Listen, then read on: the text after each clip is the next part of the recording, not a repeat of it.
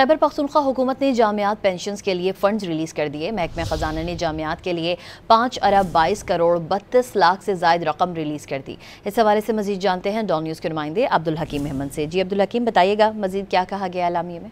جی بالکل، خیبر پختونخوا میں جتنی بھی سرکاری جامعات ہیں اس کے لیے فنڈز ریلیز کر دیے گئے ہیں، چونکہ جامعات کو فائنینشیل کرائسس کا مختلف جامعات کو سامنا کرنا پڑ رہا تھا۔ تو محکمہ اعلیٰ تعلیم کی جانب سے جو محکمہ خزانہ کا ایک خط موصول ہوا ہے، اس میں یہ کہا گیا ہے کہ جامعات کی جو پینشن فنڈ ہے اس سلسلے میں 3.6 ارب روپے ریلیز کر دیے گئے ہیں، جبکہ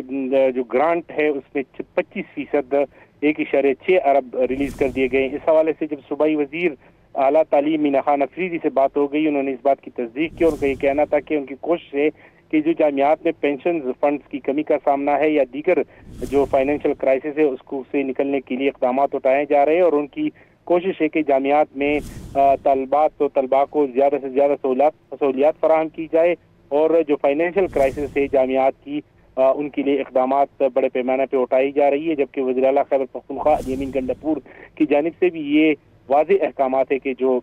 مسائل یونیورسٹیوں کو سامنا کرنا پڑ رہا ہے اس کو پوری طور پر حل کیا جائے۔ جی عبدالحکیم محمد اپڈیٹ کر رہے تھے، آپ کا شکریہ۔